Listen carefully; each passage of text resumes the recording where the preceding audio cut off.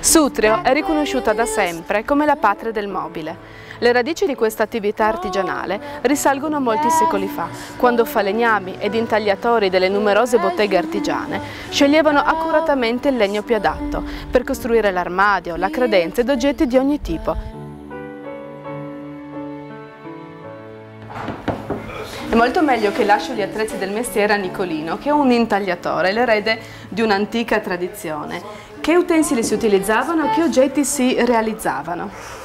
Beh, gli utensili, il falegname, anche lo scultore adoperava le piale, le seghe, come tutti gli attrezzi di falegname, e il scultore le sgorbi, che normalmente le faceva sempre in base alla necessità, faceva i suoi utensili. Che cosa si costruiva?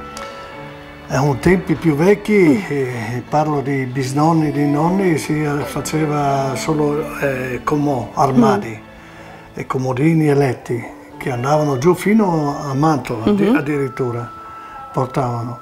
E poi normalmente si è evoluto il commercio e si fa di tutto, si fa serramenti, mobili, cassapanche, armadi, cucine. Nicolino, oggi si è ritornati ad un tipo di lavorazione artigianale, perché?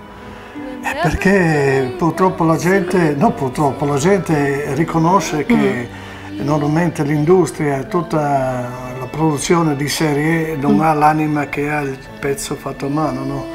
Quindi parla perché è fatto a mano, quindi è un lavoro sentito, che ha una sua espressione, un'anima. Questo è, tutti vorrebbero avere un pezzo, se possono averlo antico tanto meglio, se no si lo rifanno la copia come era una volta.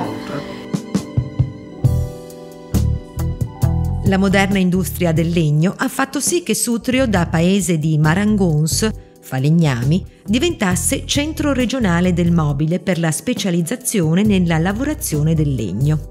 Sono molte oggi le ditte che realizzano mobili e complementi anche su misura e si rivolgono al mercato italiano ed estero.